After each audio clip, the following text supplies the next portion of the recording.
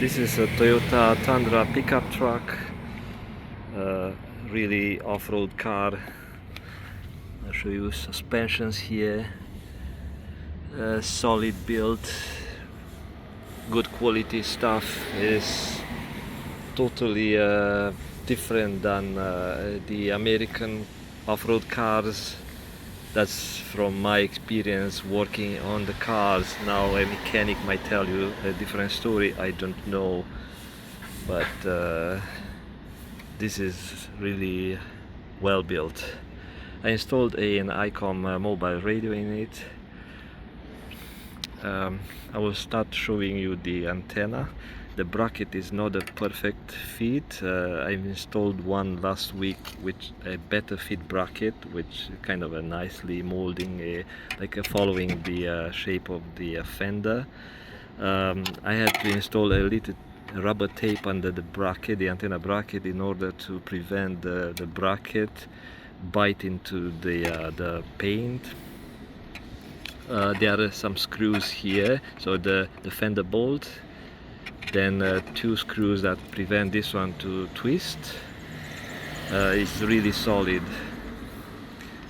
This one has to come out in order to run the antenna cable. Then the antenna cable goes into this little firewall grommet, which has a little hole or a nipple underneath at the bottom. I run the cable through that one. It's really easy to fish that cable. You might have to use a little bit of grease or WD-40 to run this cable nicer, I mean easier. Like it becomes slippery when you use some grease on the coaxial cable jacket that goes through some rubber material, otherwise it's really hard to pull. So that's under the hood.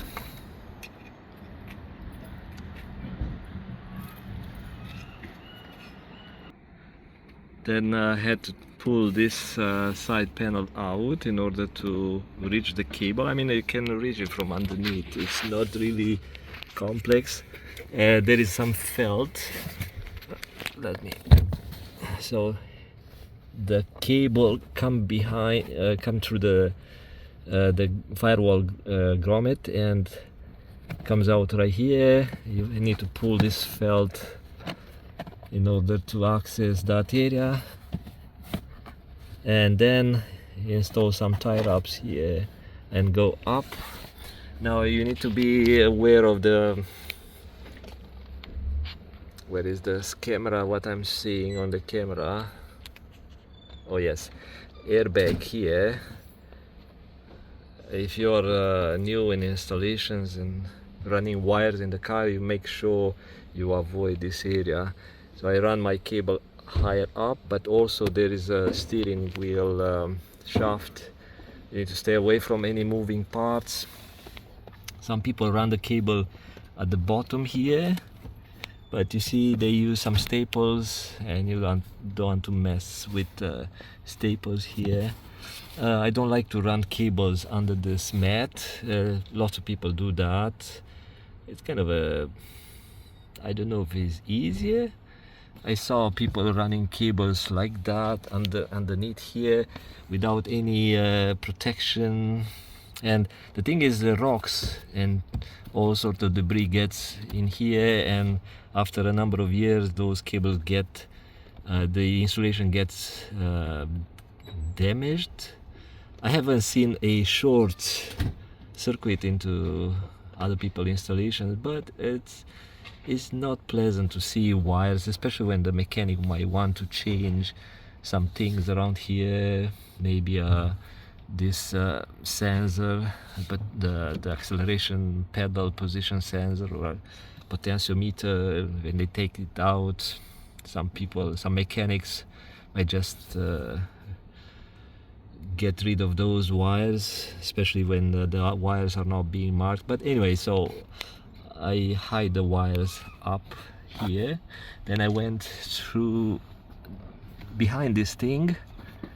It's a felt, so I fished the wire on top of the middle console, and I went on the other side where I installed the radio. I asked the customer if they want the radio here. Then we thought that they might spill some coffee when the driver goes off-road,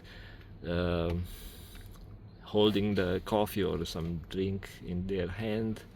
They might spill it on over the radio. So it's a good idea to keep it clear.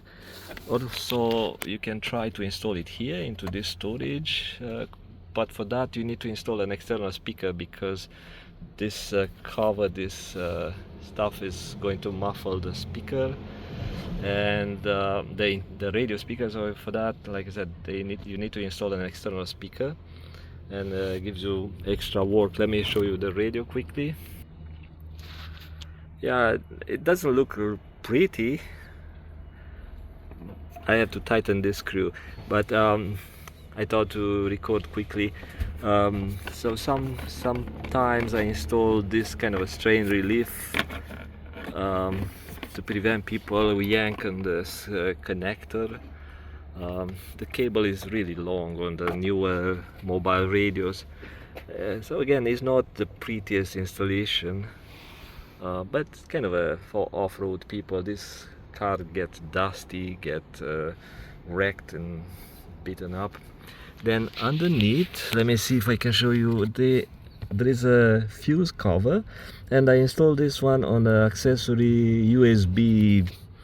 It's an USB fuse, which is switched connector. So in order to install my fuse adapter, I had to cut this lead.